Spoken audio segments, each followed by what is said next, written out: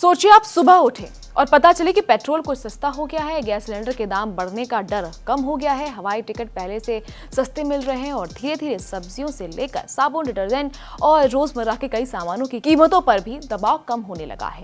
सुनने में अच्छा लगता है ना, लेकिन हैरानी की बात यह है कि इसका कनेक्शन आपके शहर या आपके राज्य से नहीं बल्कि हजारों किलोमीटर दूर अमेरिका और ईरान के बीच होने वाले एक संभावित समझौते से जुड़ा हुआ है। करीब पिछले 3.5 महीनों से अमेरिका और ईरान के बीच तनाव और लड़ाई ने पूरी दुनिया की इकोनॉमी को हिलाकर रख दिया था।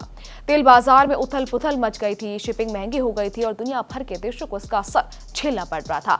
भारत भी इससे अछूता नहीं रहा, क्योंकि भारत अपनी जरूरत का ज्यादातर कच्चा तेल विदेशों से खरीदता है। जब अंतर्राष्ट्रीय बाजार में तेल महंगा होता है तो उसका असर सीधे हमारे पेट्रोल, डीजल, गैस सिलेंडर और महंगाई पर पड़ता है। लेकिन अब हालात बदलते नजर आ रहे हैं। 19 जून को अमेरिका और ईरान के बीच एक बड़े समझौते पर मुहर लग सकती है और अगर ऐसा होता है और यह समझौता काफी टाइम तक टिकता है तो भारत को इससे बड़ा आर्थिक फायदा मिल सकता है।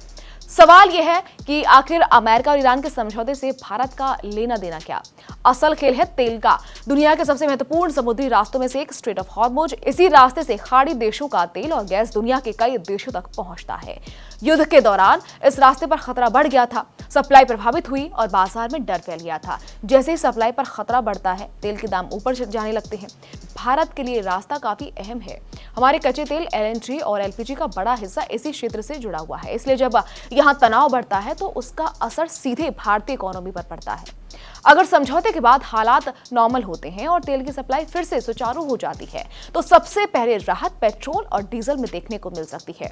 हो सकता है कि अगले ही दिन दाम कम ना हो, लेकिन तेल कंपनियों पर दबाव तो कम होगा और कीमतें बढ़ने का खतरा भी घटेगा। और यहीं से शुरू होता है असली फायदा, क्योंकि पेट्रोल और डीजल सिर्फ गाड़ियों में ही नहीं जलता, बल्कि डीजल खेतों में काम आने वाली मशीनों में इस्तेमाल होता है, ट्रकों में इस्तेमाल होता है, माल ढुलाई में इस्तेमाल होता है। यानी देश की पूरी सप्लाई चेन कहीं ना कहीं डीजल पर टिकी हुई है।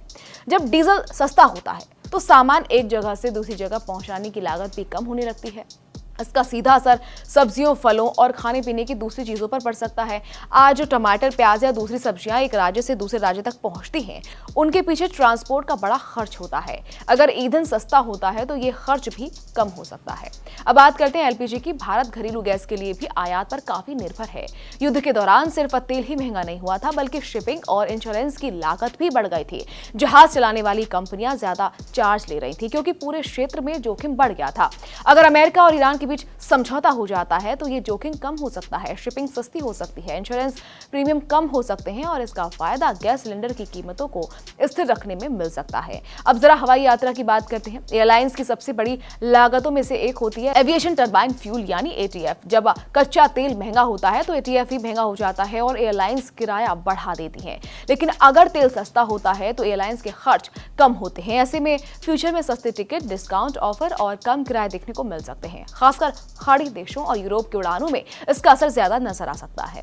लेकिन कहानी सिर्फ पेट्रोल, डीजल और गैस तक सीमित नहीं है। बहुत से लोग शायद नहीं जानते कि रोज इस्तेमाल होने वाले कई प्रोडक्ट्स भी पेट्रोलियम से जुड़े होते हैं, जैसे हेयर ऑयल, कॉस्मेटिक्स, साबुन, डिटर्जेंट, प्लास्टिक पैकेजिंग और कई तरह के घरेलू सामान। इन उत्पादों को बनाने में इस्तेमाल होने वाले कई कच्चे माल पेट्रोकेमिकल इंडस्ट्री से आते हैं। अगर कच्चे तेल की कीमतें लंबे समय तक नीचे रहती हैं तो कंपनियों की लागत कम हो सकती है और धीरे धीरे इसका फायदा ग्राहकों तक भी पहुंच सकता है। यानी फ्यूचर में कुछ कॉस्मेटिक प्रोडक्ट्स, साबुन, डिटर्जेंट और पर्सनल केयर आइटम्स की कीमतों पर भी असर नजर आ सकता है। इसी तरह टायर इंडस्ट्री भी कच्चे तेल पर काफी हद तक निर्भर है।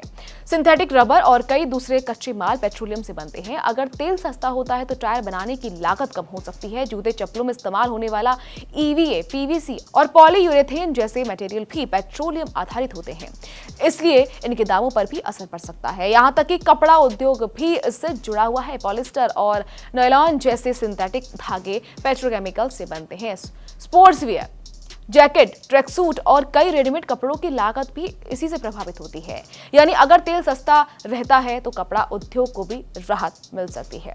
और सबसे दिलचस्प बात, अगर तेल की कीमतें लगातार नीचे रहती है तो महंगाई दर भी कम हो सकती है। महंगाई कम होगी तो रिजर्व बैंक के पास ब्याज दरों को कंट्रोल रखने की ज्यादा गुंजाइश होगी। इसका मतलब फ्यूचर में होम लोन, कार लोन और बिजनेस लोन की EMI पर भी पॉजिटिव रिजल्ट देखने को मिल सकता है।